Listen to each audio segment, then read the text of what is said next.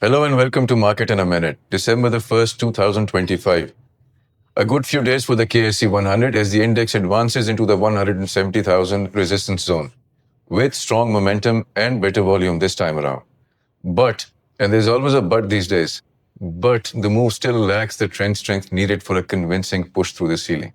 Let's take a closer look. So this is where we stand, a 1384.5 point jump for the day, 0.83%. Interestingly, now the market has been up 4 days in a row.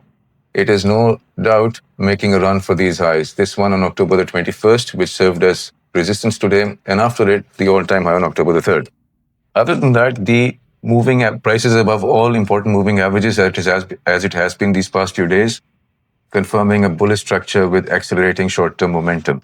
More importantly, look at volume. After quite a while, it's been above average, which shows that the breakout extension was confirmed with above average participation. This is, again, a rare change compared to recent volume sessions, if you see for a long time now. RSI now has broken decisively into bullish momentum territory. MACD is indicating a powerful momentum expansion with wide positive spread.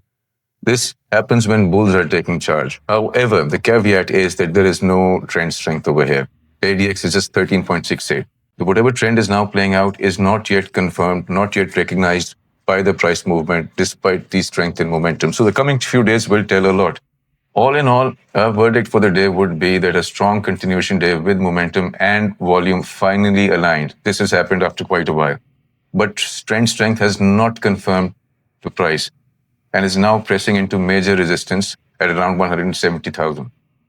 While bulls do remain in control, this is where the upside becomes harder to sustain without fresh catalysts. Volume rising is a good sign. So let's see if we have a couple more triggers in the next few days and we can break these two resistance levels to the upside. Stay tuned.